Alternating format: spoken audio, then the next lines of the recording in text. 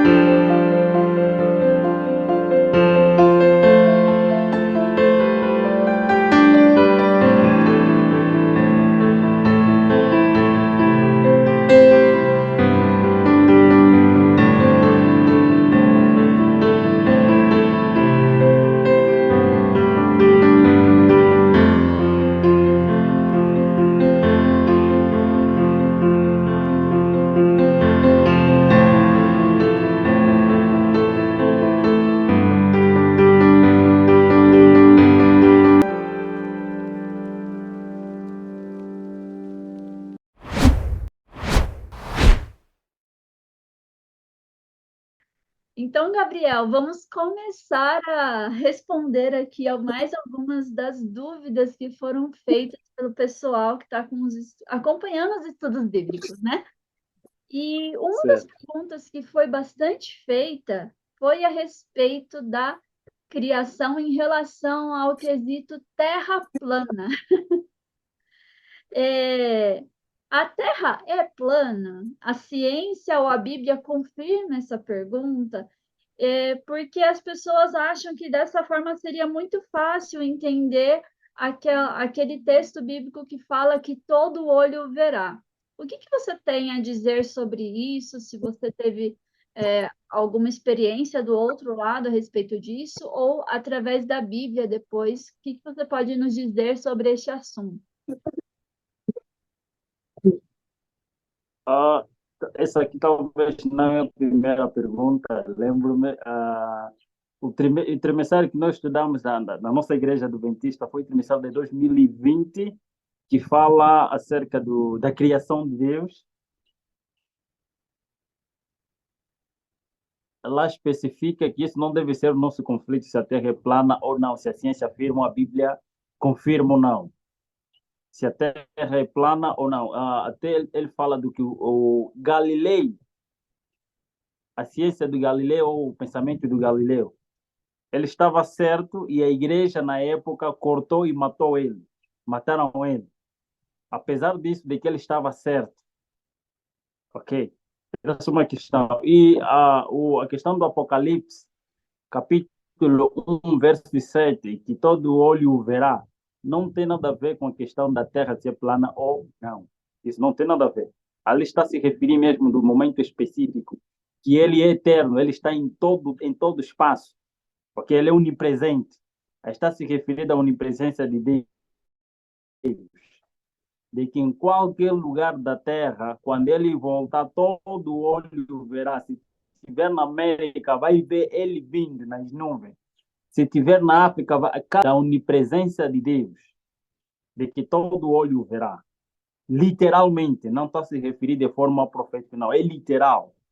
Então não tem nada a ver com a Terra plana ou não. Porque aquilo vai ultrapassar também até a questão do tempo, mano. Por exemplo, aqui são 15 horas, Brasil são 10. Na China, nesse momento, é noite, ok? Então, só que aquilo vai ultrapassar todos esses limites do tempo. Está-se falando da onipresença de Deus e da onipotência de Deus também. Amém. Amém. Muito bem. Então, vamos continuar. Outra pergunta, né? Outras duas perguntas veio falando a respeito da criação do mundo em bilhões de anos, né? Fala que o mundo foi criado em bilhões de anos, pois o tempo de Deus é diferente do tempo do homem, e que tem uma declaração do Papa Francisco falando que Deus não é um mágico com uma varinha mágica. O Papa Francisco surpreende mais uma vez ao afirmar que Deus não fez o mundo com uma varinha mágica. Ele reconheceu as teorias da evolução de Darwin e o Big Bang, a explosão que deu origem ao universo. A declaração foi feita na Academia de Ciência Pontifícia. Diante de vários estudiosos e acadêmicos, o Papa disse que a criação do mundo não era obra do acaso, mas derivava de um princípio supremo de criação por amor, e completou: O Big Bang, que hoje se põe all'origine del mondo, não contraddice l'intervento creatore divino, ma lo esige. Ele falou que as teorias do universo e da evolução estão corretas e fazem parte do plano divino. Criticou a interpretação de pessoas que leem a Bíblia e acham que Deus é um mago e criou o mundo apenas com uma varinha. E falou assim que o pontífice afirmou ainda que teorias da evolução e do Big Bang são corretas. E o que Gênesis de fato quer dizer houve tarde e manhã, né? Será que o mundo foi mesmo criado em bilhões de anos? Se foi, por que Gênesis fala tarde e manhã? Como que se dá essa teoria aí? Eu respeito o Papa, na verdade respeito ele, mas eu discordo do pensamento dele, eu discordo porque ele também está em contra os princípios da Bíblia, E além disso, também a própria teoria de Big Bang foi um dos jesuítas que criou essa mesma teoria. Foi um dos jesuítas que afirmou ou que implementou a teoria de Big Bang. Então, eu não posso estar surpreso se o Papa dizer que aquela teoria é verdadeira ou não, porque jesuíta, ele também é um jesuíta, ok? Ele é um jesuíta também. Mas agora, quando estamos a falar da criação de Deus, está na Bíblia. Se o mundo foi criado há milhões e milhões de anos, conforme afirma, então o mundo estaria tão velho, velho demais, que não as coisas que existem agora, tanto a própria natureza não poderia mais existir. Se fosse há bilhões e bilhões de anos, porque as coisas têm que se evoluir. Só que as mesmas coisas continuam, a mesma árvore que nós vemos, que nós já encontramos, ela continua simplesmente se renovando. Então, se nós acreditamos na evolução, por que o ser humano continua a ser humano? O mesmo peixe continua a ser o mesmo peixe? São perguntas que às vezes nós começamos a fazer. Porque se o homem evoluir, por que não continua a evoluir? Por que o homem, a mulher nasce vai fazendo, cada geração está sempre assim? Porque se fosse vindo de macaco da evolução, do fruto da evolução, eu também diria que o avião é fruto de uma evolução. Os robôs que estão a fazer também, eles podem dizer que também são fruto da evolução. Não pode existir algo do nada, diz mesmo a própria filosofia. Nada vem do nada.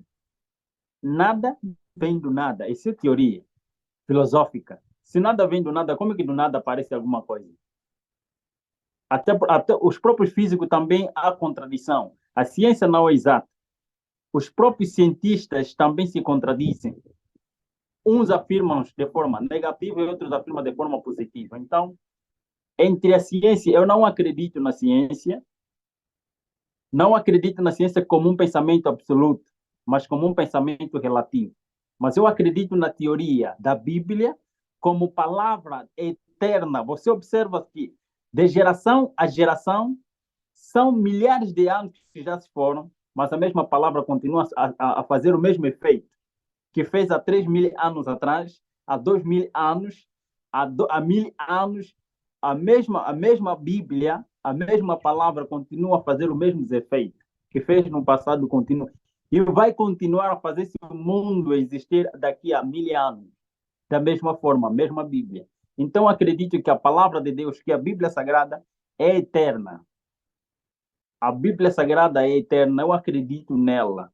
Deus falou, e a própria Bíblia, especificamente no capítulo 1, versos 27, começando no capítulo 1, no versículos 1, onde está o fundamento de tudo que está na Bíblia, o resumo de tudo que está na Bíblia, começa dizendo, versículo 1, capítulo 1 de Gênesis. Gênesis até dizem que é o livro do princípio, ou da criação. Ali ele diz, no princípio, Deus criou. Aí diz, no princípio, Deus criou. A palavra aí, o verbo aí, criar, diz a palavra aí, criar, no hebraico, para eles, é o único verbo que só deve ser utilizado só para Deus, ok? Somente para Deus. O criar aí significa criar algo do nada, trazer algo da existência, algo que não existia, ele traz a existência. Só ele tem esse poder de trazer algo do nada à existência. É lá que, conforme ali diz, o verbo que aí utiliza. Então, não estamos a referir de uma qualquer criatura, estamos a falar do Criador do universo. Ele falou e as coisas existiram. Assim também ele vai destruir este mundo desta forma. Então, acredito na Bíblia, não do que as pessoas dizem, mas do que a Bíblia diz. Amém. E até mesmo a questão, né, tarde e manhã, que foi que a gente conversou, né, quando a gente falou da criação, o dia, né, representa o dia, né, a tarde, que é o final, né, do dia, e amanhã, por isso que o dia acaba no pôr do sol, né, Gabriel? Porque foi tarde e manhã e Certo. acabou o dia, foi tarde e manhã e é o segundo dia. Pode falar. Com certeza, com certeza. Até diz, o primeiro dia, assim, houve tarde e manhã o primeiro dia. Alguns dizem que aqueles são dias proféticos. Não, são dias literais esse dia. Por isso que eles mudaram, e a lei, eles mudaram o tempo, ok? Por isso que, quando nós estávamos a falar do tempo, Deus, os mesmos 7 dias que ele criou no princípio, são os mesmos que continuam até os nossos dias. Mas o inimigo, como é astuto, Deus meteu uma marca na sua criação. A marca da sua criação é o 7º dia da semana. Então, todos que quisessem adorarem Ele como Criador, então deviam lembrar Ele no 7º dia, o 7º dia da criação.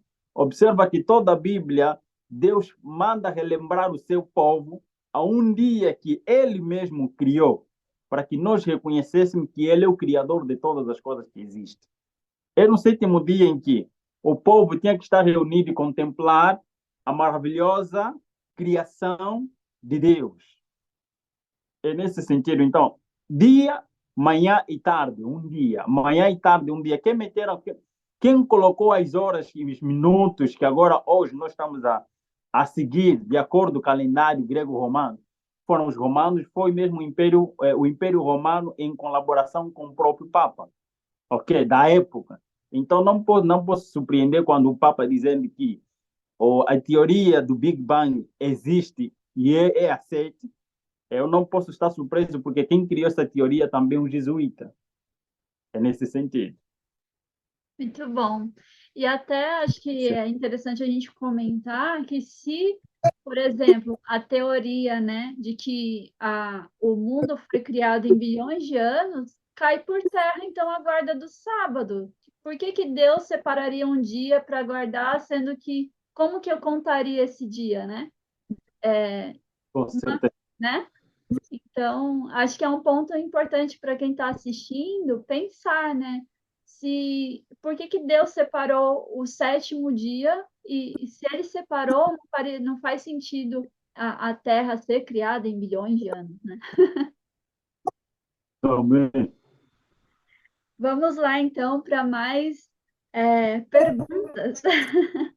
Olha só, Gabriel, a gente recebeu algumas perguntas a respeito de anjos, tanto de Lúcifer quanto os outros. E aí eu vou falar um pouquinho dessas 3 perguntas. Teve mais, né? Mas essas 3 resumem bastante. A pessoa começou a pergunta assim: eu gostaria de perguntar ao Gabriel qual a cor de Lúcifer, se ele é azul e se tem marcas vermelhas na cabeça, pois eu vi um anjo caído assim, com um semblante malévolo. E aí uma outra pessoa perguntou assim: por que que as características físicas de Lúcifer se assemelham às características físicas de Jesus, com exceção das asas, dos olhos e das marcas nas mãos?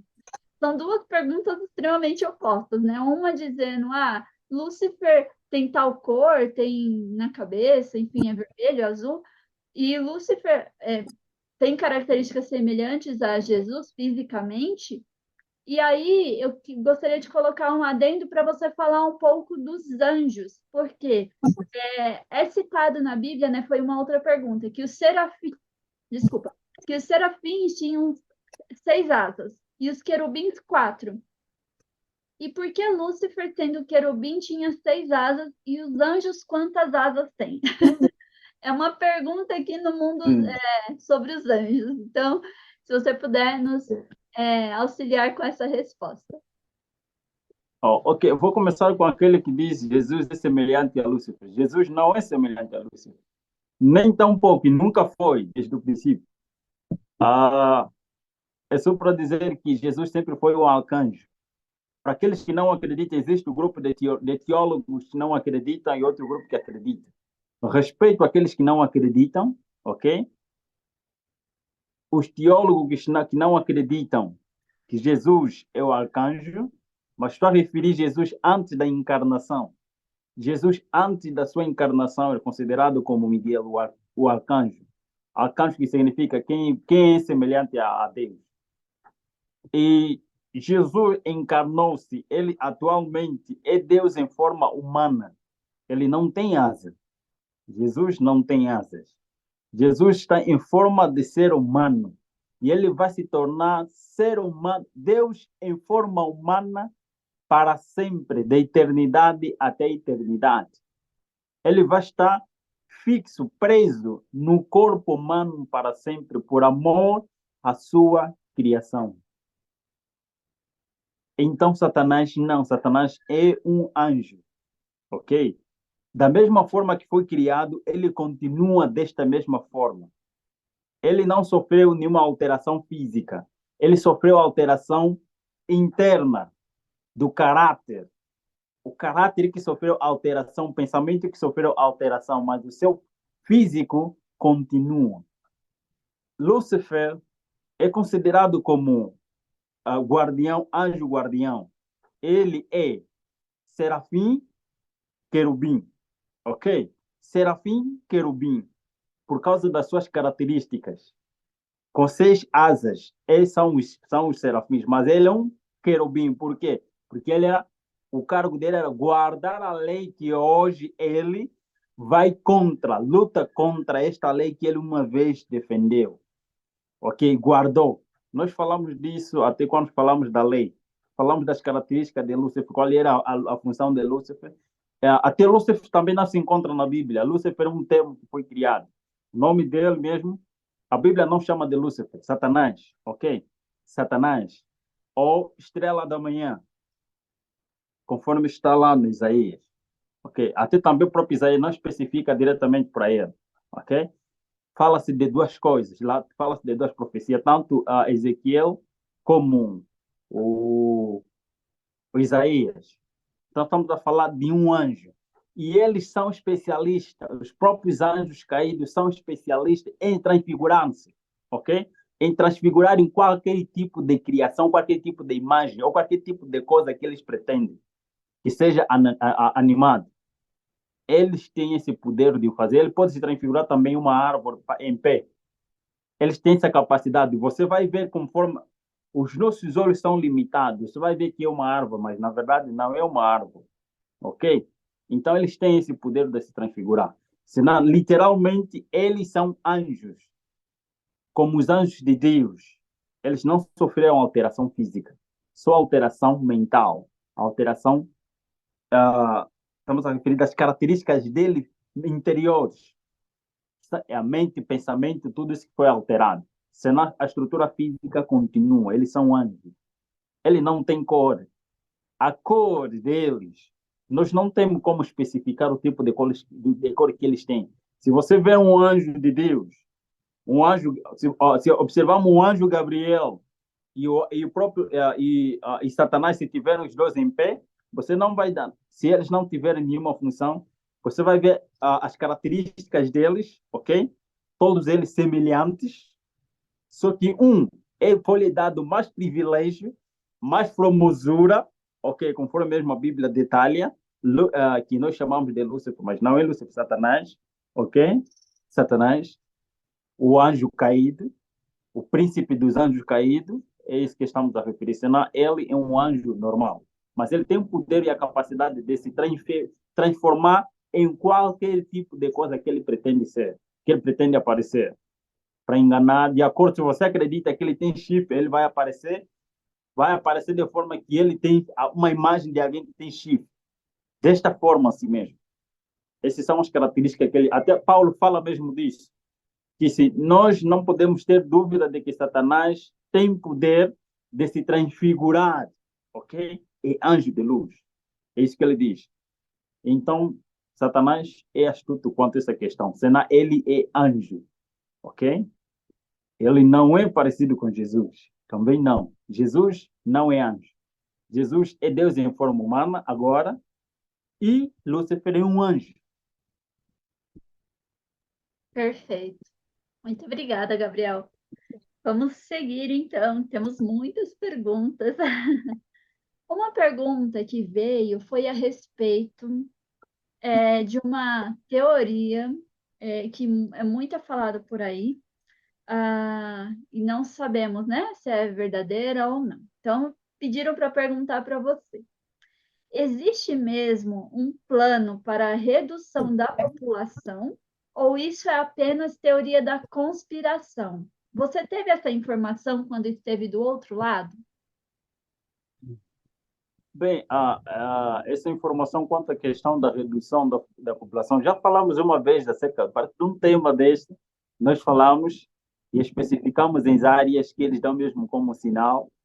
E, por exemplo, há pouco tempo nós acabamos de ver do coronavírus, ok? Coronavírus matou muita gente e agora nós estamos a conseguir contemplar que aquilo foi uma criação dos homens, ok? Eles criaram aquilo com a intenção de diminuir a população. As guerras também é um meio que eles também utilizam para diminuir a população.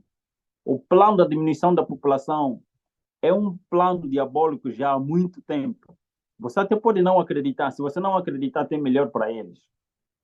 E se você não gosto muito também da questão da conspiração, teoria da conspiração, ok?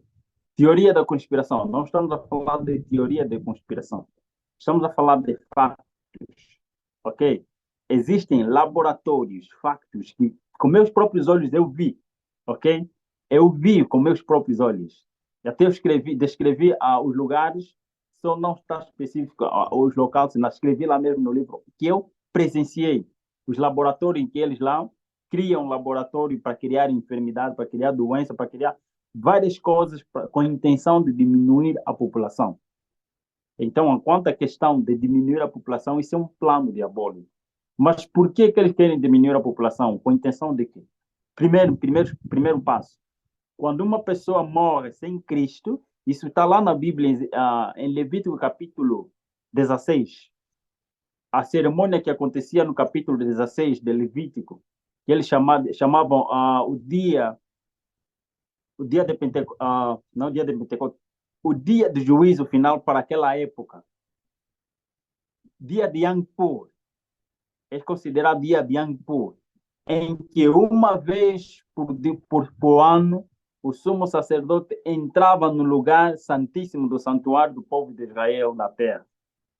Então, essa cerimônia, eles matavam 2 cordeiros, colocavam 2 cordeiros, um que representaria Jesus, que era morto, e outro que representaria Satanás, que deviam pôr todos os pecados confessados de todas as pessoas que confessavam seus pecados. Então, era posto nesse bode, e esse bode era levado lá no deserto, carregando todos os pecados do quê? De todos aqueles que confessaram. Representava Lúcifer. No deserto, representaria quando Satanás vai ficar lá, aqui na terra, sozinho por 1000 anos. Ok? Com o pecado de todos. Então, eles reconhecendo isso, que quando uma pessoa morre com seu próprio pecado, ele vai ser julgado de acordo com as suas ações. Então, Satanás não vai sofrer, ou os anjos não vão sofrer por consequência desta alma, porque ele vai sofrer por si mesmo.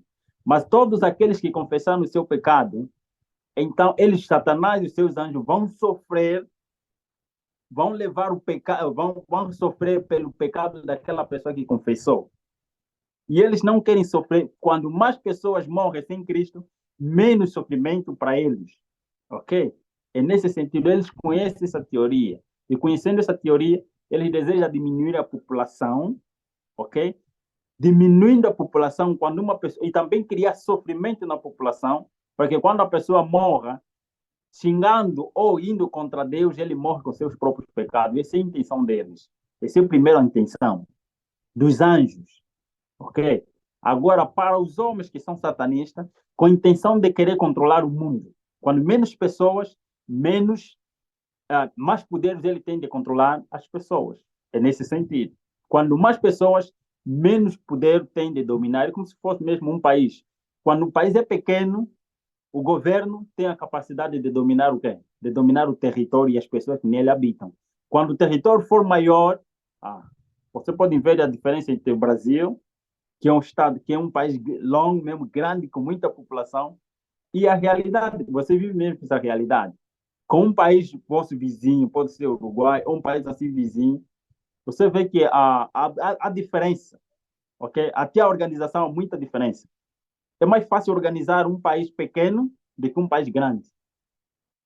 é mais fácil eu dominar um território pequeno do que um território grande. Então, eles pretendem fazer isso. Fazer do mundo um continente só, um país só. É nesse sentido. Mas diminuir a população. Muito bom. Para quem está acompanhando os estudos, essa parte que ele citou dos bodes está lá no estudo sobre o santuário, tá? Então, se você chegou aqui agora e não está entendendo, volta uns vídeos que a gente tem um estudo só sobre isso, onde ele vai explicar que o que está em Levítico 16 é sobre o dia da expiação, e ele vai explicar mais desse assunto lá naquele estudo, tá bom? E aí eu queria até fazer um gancho, Gabriel. Você citou, né, sobre o milênio. Houve uma pergunta de uma pessoa que falou assim: olha, eu não entendi muito bem. Você explicou sobre o milênio, falou que Satanás vai ficar sozinho aqui na Terra. O que vai acontecer com os outros anjos caídos, né? Onde eles vão estar? Você falou a respeito de Satanás, mas eu não entendi. Onde vai ficar os anjos caídos? Muito bem. Os anjos caídos vão estar com Lúcifer. Eles estarão lá com Lúcifer. A Bíblia fala muito de Lúcifer porque ele é o cabeça de todos os anjos. Ele é o cabeça dos anjos. Ele que sempre comandou os anjos. Ele que enganou também os próprios anjos. Apocalipse capítulo 12, ali capítulo 12, começando no versículo 7, ele fala que Satanás como cabeça, ok, o dragão, aí fala de dragão, que representa Satanás, e os seus anjos. Então, fala-se mais de Satanás. Quando estamos a falar de Satanás, estamos a falar ele e a sua equipe. Então, todos eles vão estar aqui na Terra. Naquele momento, somente Satanás e os seus anjos estarão na Terra. E onde estarão as pessoas? Os vivos, os salvos, estarão com Jesus no céu. E os pecadores, eles estarão mortos. Porque eles vão queimar com a glória de Jesus. Então, ninguém vai existir naquele momento. Os seres humanos pecadores que não confessaram seus pecados estarão na terra mortos. E os anjos caídos estarão com Lúcifer, numa terra desolada, sem nada, somente eles. É nesse sentido. A Bíblia mesmo fala disso. Apocalipse capítulo 20, Apocalipse capítulo 21. Menciona-se disso. Mas fala especificamente de Satanás.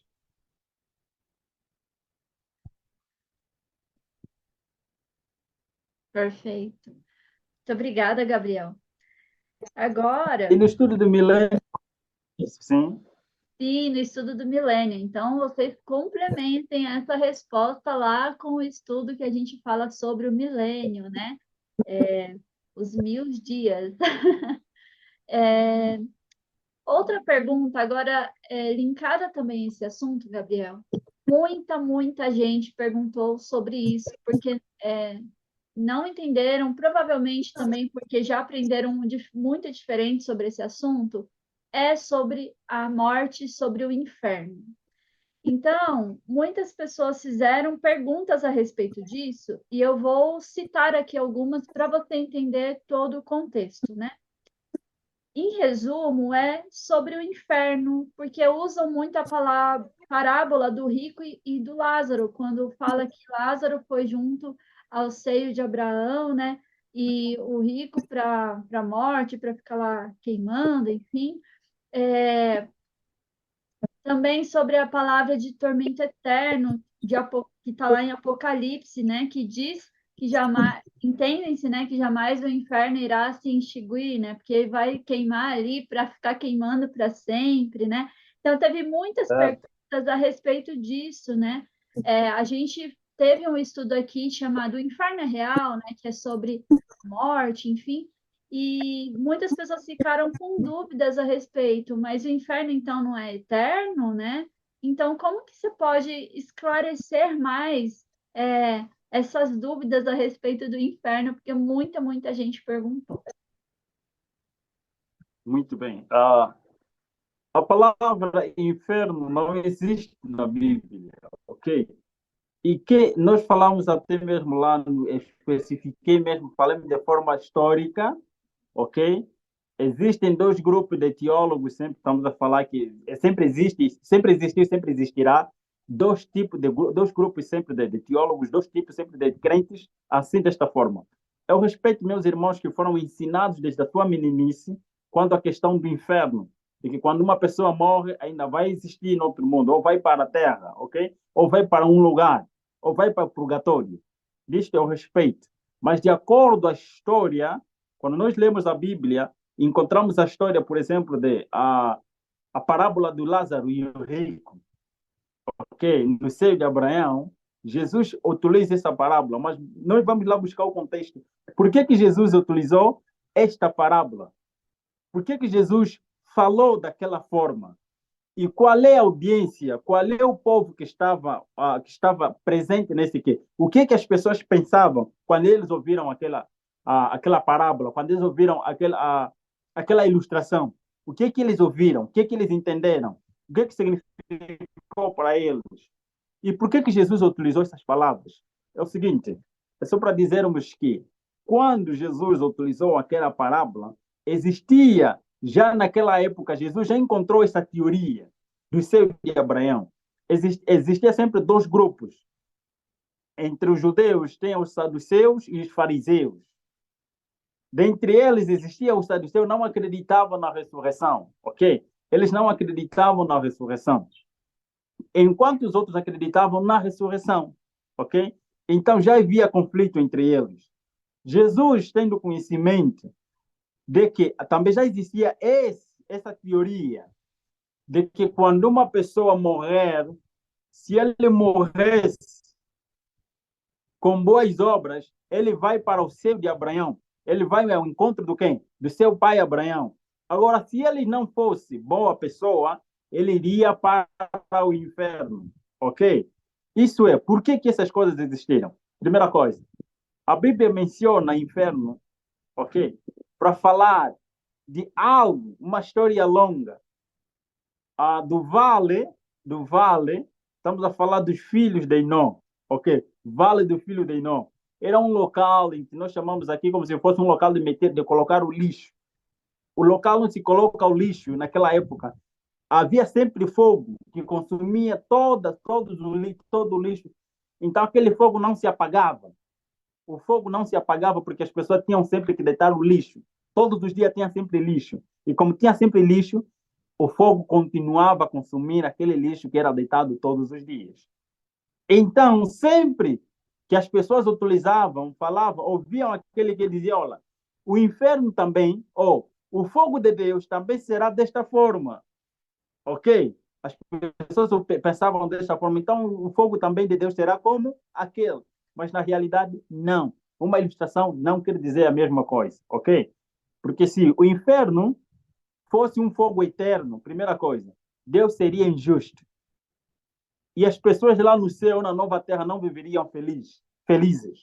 Imagina você como mãe, amas os teus filhos. Imagina que você tem 2 filhos. E a tua consciência sabe que os teus filhos estão no inferno, estão a queimar, até agora. Você viveria feliz lá na nova terra, tendo a consciência de que teus filhos estão a queimar? Não, eu não acredito. Seria injusto. O fogo de Deus vai consumir, como aconteceu com o dilúvio. Antes do dilúvio também, eles diziam, Noé pregava, a água vai consumir todas as pessoas para quê? Para sempre.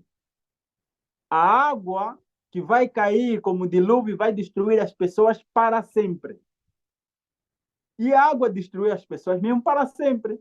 Mas só que esse para sempre, será que eles continuam na água, morrendo na água até agora? Não, aconteceu só naquele momento. Assim também aquele fogo vai consumir as pessoas na hora. Depois de ser consumido, acabou e a terra será purificada. Agora, o inferno. De onde surgiu a palavra inferno? Ela sofreu alteração, foi sofrendo alteração.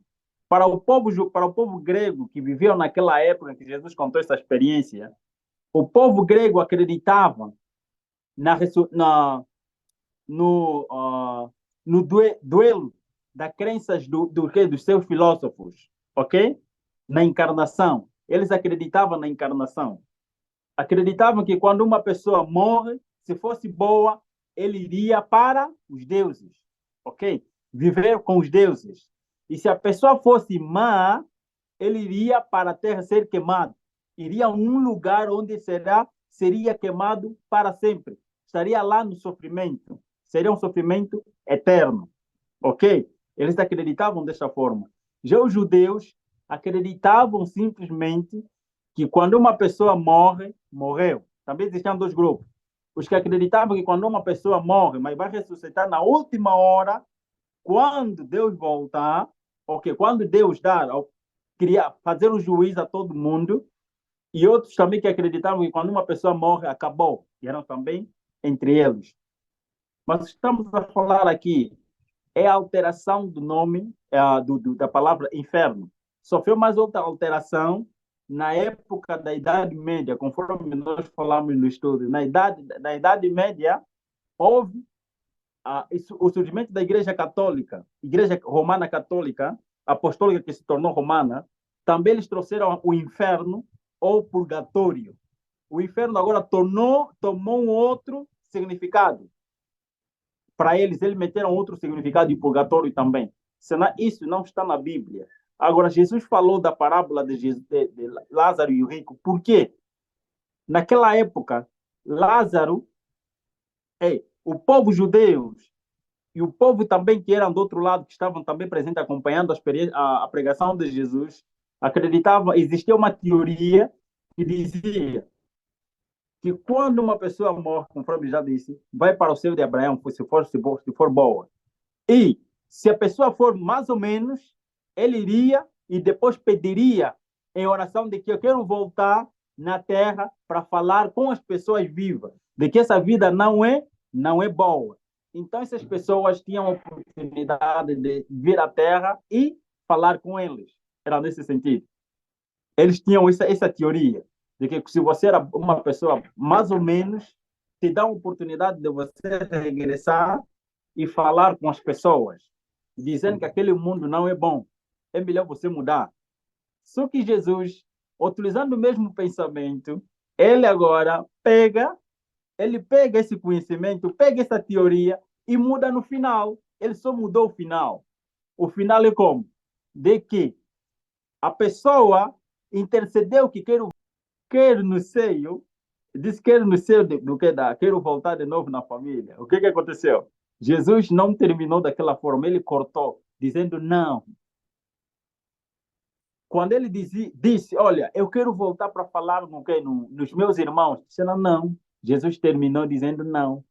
Quer dizer que quando o momento da decisão, ele só utilizou aquilo para levar as pessoas a dizer que o momento da decisão é hoje. Quando você morrer, essa teoria que vocês estão a falar desta forma, de que depois de eu morrer ainda tem outra oportunidade, é mentira. Isso não existe. Quando você morrer, hoje é o momento da tua decisão. Se você morreste mal ou bom, acabou, morreste para sempre. A decisão será feita mesmo já hoje, nesse momento. E quando você ressuscitar, ou para a morte eterna, ou para a vida eterna. Observa só mesmo, Jesus também fala em São João capítulo 5, versículo 28. O que ele fala? Ele fala que no dia final, por favor, abra só São João capítulo 5, versículo 28. Vamos ver o que o próprio Jesus falou. Por favor. Sim, vamos ler aqui. São João 5, verso 28. Não fiquem admirados com isto, pois está chegando a hora em que todos os que estiverem nos túmulos ouvirão a sua voz. É esse mesmo? É esse mesmo, sim. Aí o verso 29. E sairão. Os que fizeram bem ressuscitarão para a vida, e os que fizeram mal ressuscitarão para serem condenados. Ali é o próprio Jesus a falar. É o próprio Jesus a falar numa outra multidão. E se nós acreditarmos de que Jesus está a falar do inferno, ele estaria a ser contraditório com esse discurso que ele fala. Que haverá um tempo, que a decisão é hoje. Ele estava a falar, a decisão de aceitar ou rejeitar é hoje. Porque depois da morte, somente juízo. Depois da morte já não haverá mais outra oportunidade. A oportunidade é hoje. E além também disso, Abraão está morto, Abraão está na terra, está no pó da terra. Ok? Abraão está no pó da terra, Abraão não existe. nem no céu, nem na terra. Ele não existe. Ele é pó. Ok?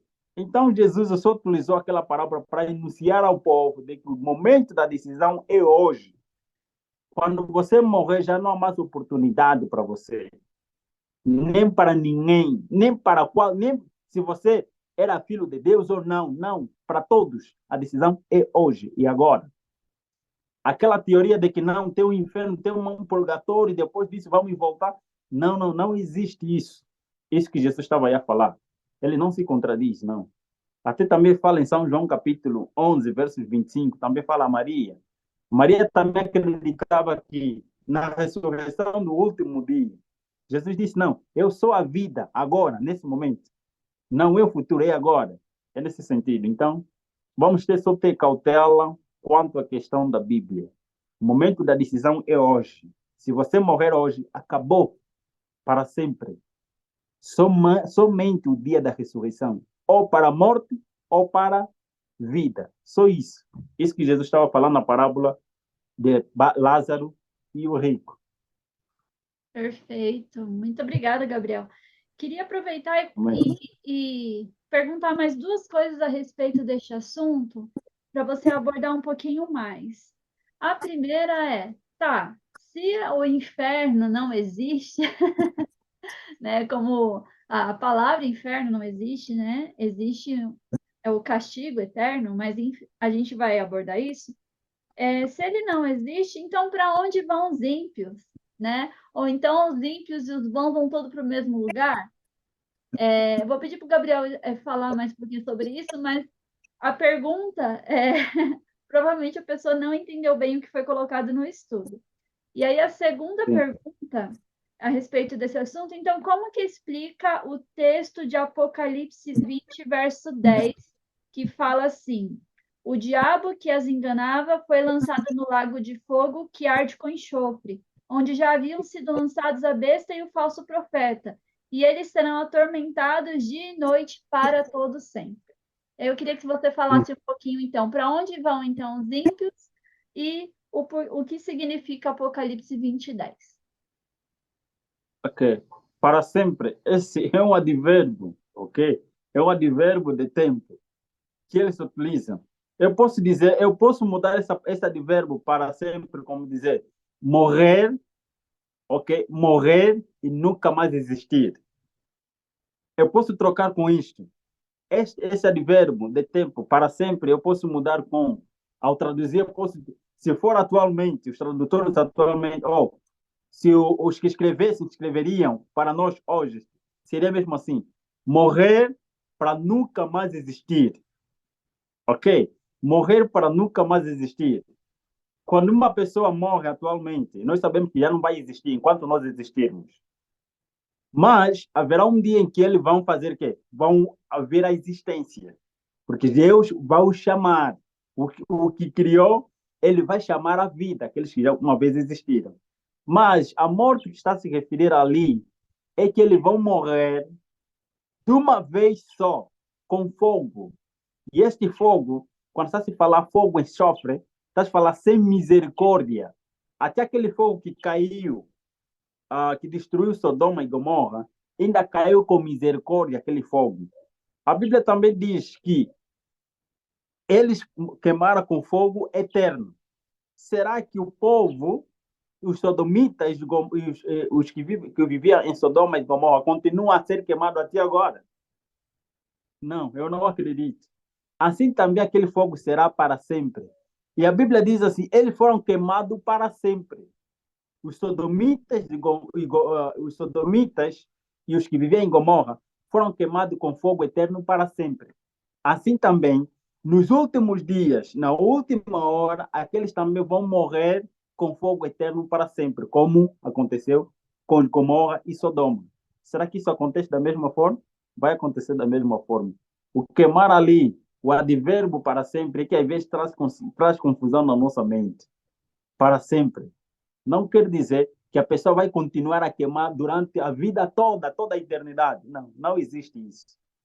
Vai queimar para nunca mais existir. De eternidade até eternidade, nunca mais vai existir. Satanás e os seus anjos nunca mais vão existir. Os ímpios que não aceitaram a Jesus nunca mais vão existir para sempre.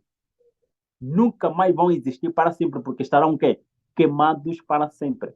E esses estarão queimados para sempre, vai se tornar pó, cinza, e depois ele vai purificar a terra estará purificada. Depois de estar purificada, só assim que a Nova Jerusalém desce. É assim que a Bíblia diz. Ok? Leia o Grande Conflito, também diz isso. Depois disso, os teólogos também sabem muito bem disso. Estuda-se quanto à questão da escatologia. Também estuda-se isso na escatologia. A ciência que estuda os acontecimentos dos últimos dias, também estuda-se isso. Fala-se mesmo disso. Então, nós sabemos que o fogo eterno ali não está se falar de fogo queimar para sempre, não. É queimar de uma vez e para nunca mais existir. Ok? Como o povo de Sodoma e Gomorra, queimaram e nunca mais existiram. Até agora eles já não existem. Enquanto nós existirmos. Agora, quanto à questão de que onde vão as pessoas, tanto os bons como os maus, Eclesiastes capítulo 9, gostaria que você lesse, se não tiver tempo, capítulo 9, versos 5 e 6, responde essa pergunta. Por favor.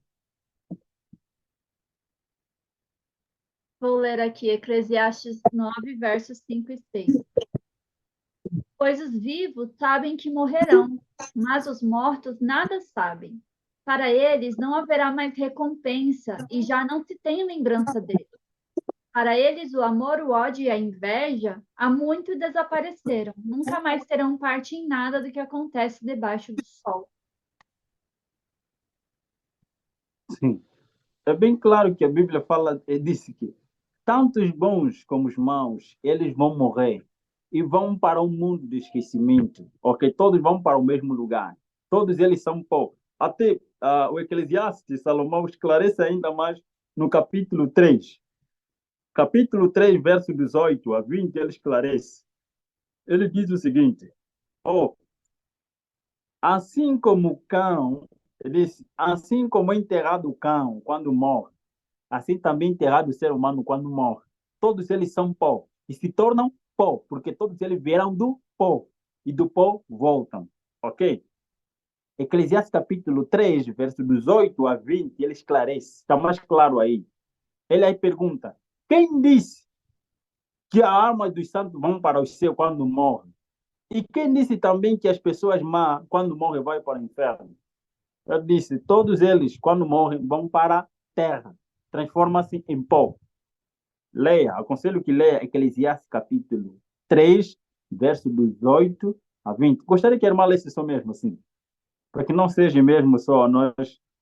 Eclesiastes capítulo 3, verso 18 em diante. Tá bom. Eclesiastes 3, a partir do verso 18. Estou lendo na versão Certo? NVI, tá bom? Também pensei, Deus prova os homens para que vejam que são como os animais. O destino do homem é o mesmo do animal. O mesmo destino os aguarda. Assim como morre um, também morre o outro. Todos têm o Ok. mesmo fôlego de vida. O homem não tem vantagem alguma sobre o animal. Nada faz sentido. Todos vão para o mesmo lugar. Vieram todos do pó e ao pó todos retornarão. Verso 21. Quem pode dizer se o fôlego do homem sobe às alturas e se o fôlego do animal desce para a terra? Verso 22. Por isso concluí que não há nada melhor para o homem do que desfrutar do seu trabalho, porque essa é sua recompensa. Pois quem poderá fazê-lo ver o que acontecerá depois de morto? Amém. Ele até esclarece ainda mais dizendo que, ok, o homem é como um animal, aquele cachorrinho que nós temos em casa. Quando ela morre, o que é que nós fazemos? O levamos à sepultura e enterramos ele, ok? E quando nós também pegamos a pessoa, quando morre, aquele que nós amamos, quando morre, levamos aonde? À sepultura e enterrado. Ele diz, a mesma coisa acontece. Os justos e os justos e os maus, todos morrem e são sepultados, ok? a diferença não é neste momento, a diferença será no último momento. A primeira ressurreição, de acordo com o Apocalipse, ok? A primeira ressurreição para aqueles que morreram em Cristo e a segunda ressurreição dos mortos para aqueles que... A segunda será para aqueles que morreram sem Cristo. Então, isso é a diferença. Todos eles estão no pó da terra. Aquela pessoa que era pastor, que era crente consagrado a Deus, era amigo de Deus. Vou dizer assim, onde está Isaías, o profeta Isaías? Está no pó da terra. Onde está o profeta... onde está José? José está onde? Aqui na terra. Onde está Josué? Também está aqui onde? Na terra. Está enterrado, ele não existe. Está no pó da terra. E onde está o Caim? Caim também está enterrado aonde? Aqui na terra. Ok? Todas as personagens más que estão na Bíblia estão enterrados na terra. Até agora, todos eles não há diferença nenhuma. Mas haverá diferença só na ressurreição. Então, onde vão os bons? Na terra. Onde vão as pessoas más? Na terra, são enterrados. É isso que nós encontramos na Bíblia. E Jesus até fala mesmo isso. São João capítulo 5, versos 28, que ele fala na ressurreição. Haverá só diferença na ressurreição. É isso aí. Vamos para a próxima pergunta. Eu gostaria que o Gabriel me ajudasse a entender o contexto do estudo, que foi o estudo sobre a nova Terra. Parte da minha família lida com ocultismo, magia e feitiçaria negra. Eles dizem que as entidades falam que Jesus irá abdicar dessa terra, mas levará os seus para o céu, e essa terra será para Lúcifer e quem escolheu estar com ele, que aqui será abandonado por Deus e ficará isolado do universo, onde somente Lúcifer e seus anjos e os seres humanos que estarão com ele habitarão. Dito isso, essas pessoas que servem hoje a Lúcifer são feitas promessas a esses que terão grandes posições no reino de Lúcifer. Isso faz sentido para ele que veio do satanismo? Isso é verdadeiro? Obrigada. Bem, a palavra Satanás, o pai, ele é advogado de acusação, que significa advogado de acusação. E Jesus considera-o como pai da mentira. Tudo que ele faz é para enganar. Ele utiliza a própria Bíblia para enganar as pessoas. Quando a questão do reino, de que ele vai viver aqui na terra, está se referindo aos 1000 anos. Satanás e os seus anjos vão viver aqui na terra por 1000 anos, só eles. E onde estarão os homens? Mortos. Ok? Os ímpios estarão mortos. Aqueles que aceitaram Lúcifer estarão mortos. E aqueles que aceitaram Jesus estarão aonde? No céu, durante os 1000 anos. E Satanás estará na terra reinando sozinho, ele e os seus anjos, durante os 1000 anos.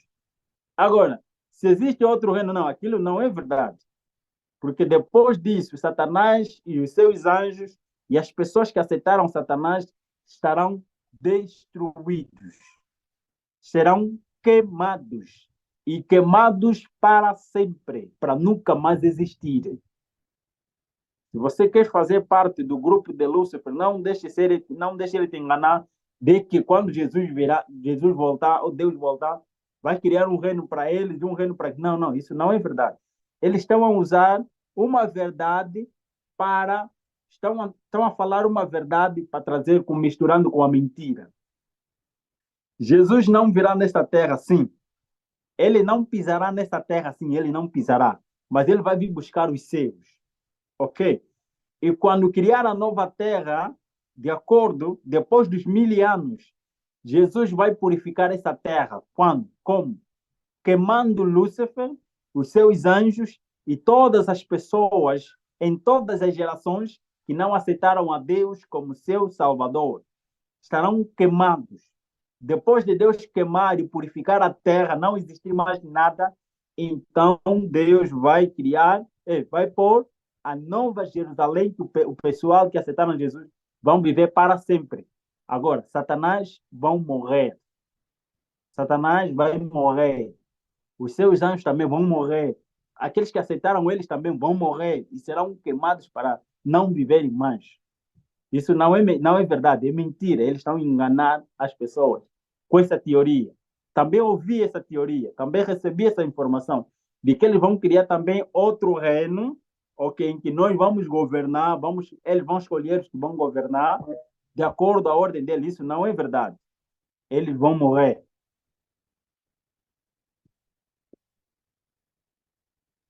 Perfeito. Muito obrigada, Gabriel. Hum. Outra pergunta foi a respeito do sábado, né? Eu queria trazer duas perguntas aqui deste assunto.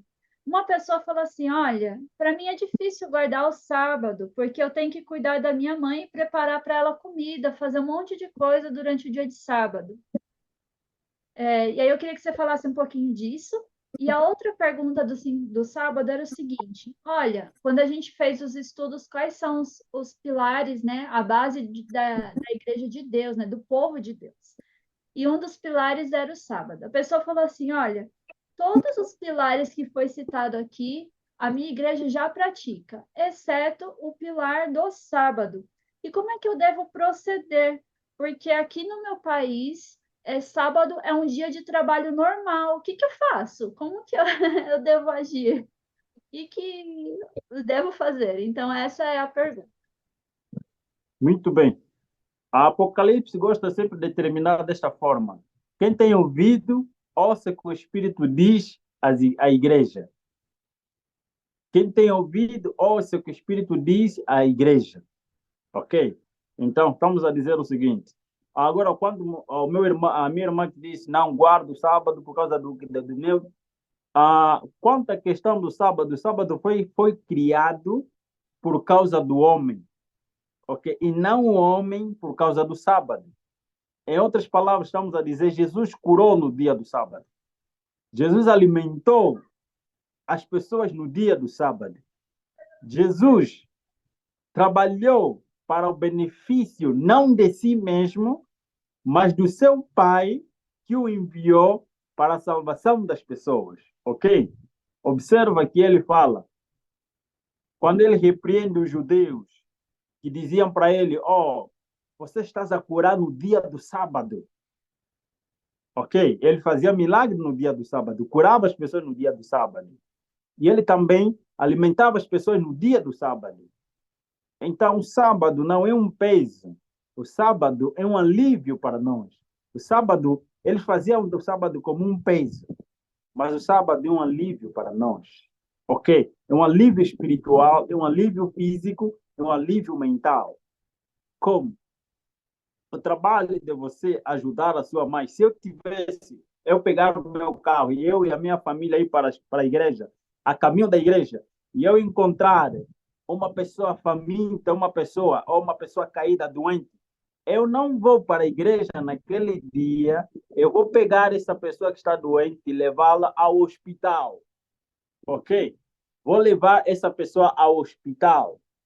E se for para sustentar essa pessoa, eu vou levar em qualquer lugar, no posto de saúde, ainda que eu não vá onde? A igreja. Porque para Deus não é a igreja, para Deus não é o dia. Para Deus é cuidar das pessoas, é salvar as pessoas, para a honra e glória dele. Ok? É nesse sentido.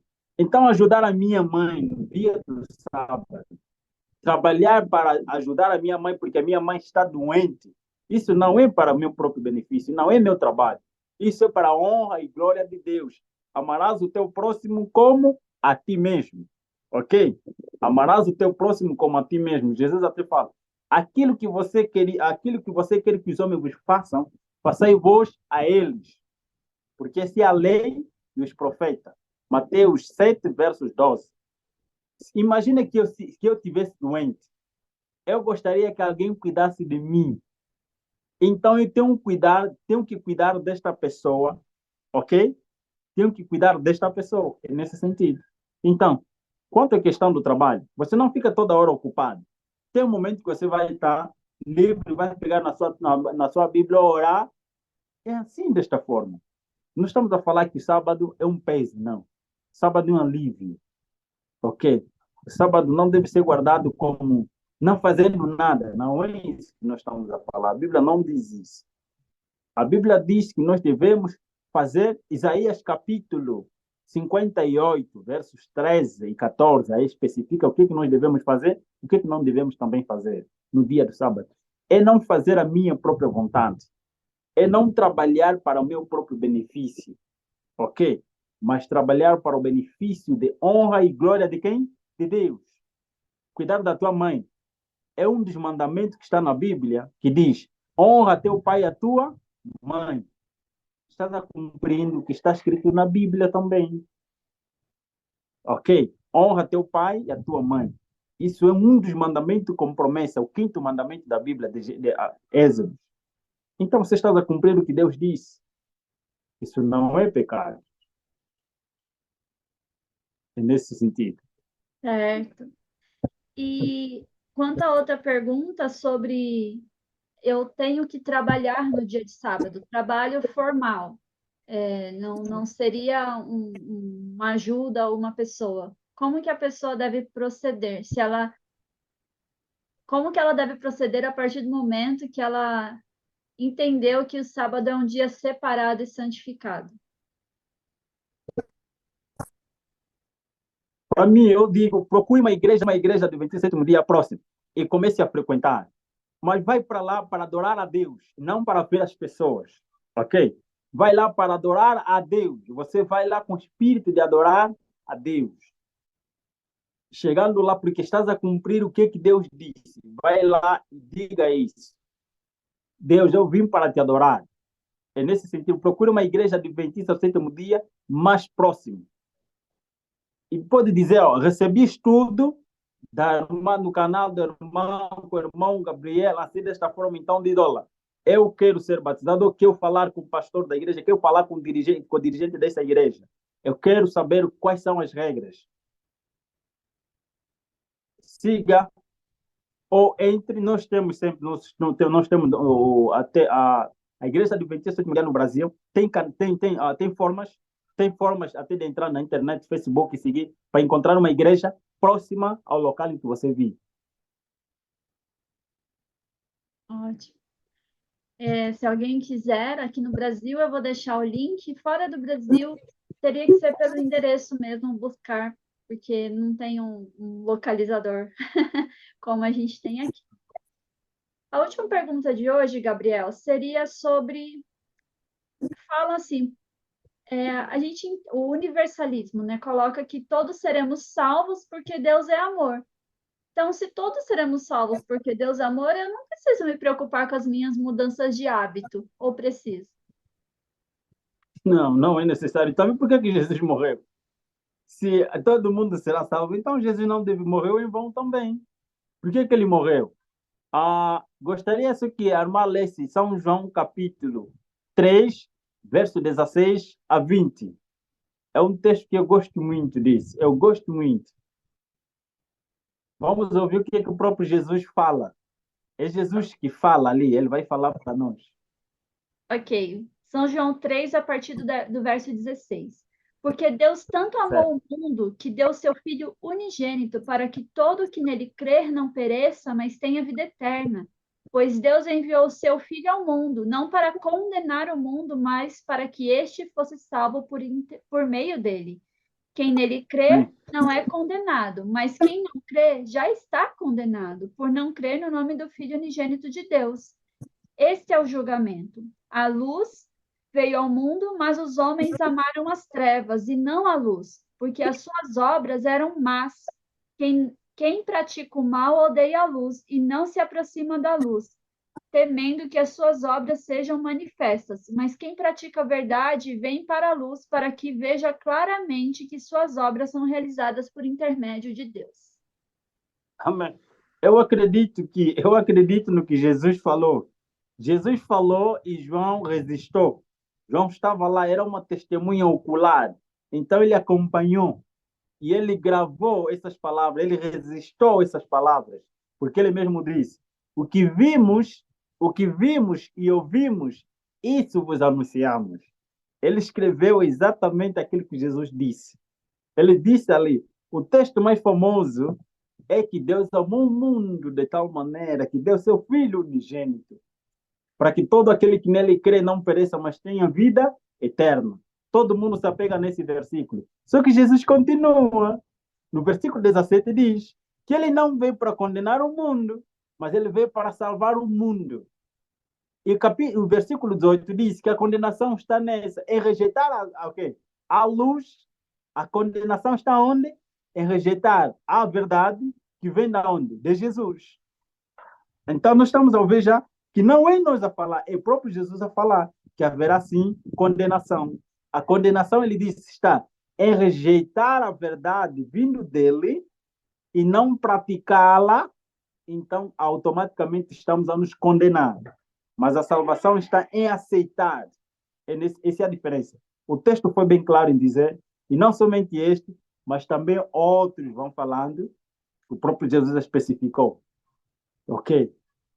São Mateus capítulo 5, verso 10.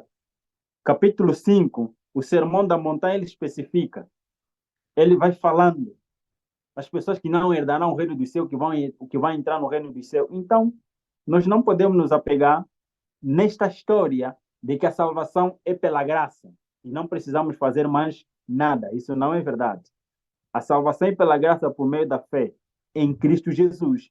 E nós devemos obedecer, conforme mesmo está escrito, Paulo menciona. Aceitar Cristo como Salvador não para por ali. Devemos aceitá-lo como Senhor da vida. Essa é coisa diferente. Jesus como Salvador, todo mundo aceita. Mas Jesus como Senhor são fatos diferentes. Jesus como Senhor é aquele que ordena, manda. Se você me ama, me aceitas como Salvador, agora obedeça o que eu mando. São João 15, ele fala disso. Se vocês me amarem, guardarei os meus mandamentos. Se vocês são meus amigos, vocês vão obedecer o que eu mando. Então a salvação está em cooperar com Deus. Não é aceitar e não fazer nada. Isso não é verdade. A Bíblia diz, Jesus mesmo também, Mateus capítulo 7, no seu versículo 15, adiante ele fala que se você não pôr em prática o que eu estou a falar, vai ser semelhante àquele homem que edificou a sua casa sobre a areia. Você ouviu a palavra de Deus, não puseste em prática. Ok? E aquele que ouve a palavra de Deus e a põe em prática é semelhante ao homem que edificou a sua casa sobre a rocha. São fatos diferentes. E ele também diz, também existe outro grupo que um dia vão falar, nós profetizamos tu em teu nome. E em teu nome nós operamos milagre. Ele vai falar, eu não vos conheci. Por quê? Vocês praticaram pecado. Vocês não obedeceram a minha ordem. Vocês estarão fora daqui. São João capítulo 25, São Mateus capítulo 25, ele também fala a história, primeiro, das parábolas. Dentre elas também encontramos os que vão estar do lado direito e os que vão estar do lado esquerdo.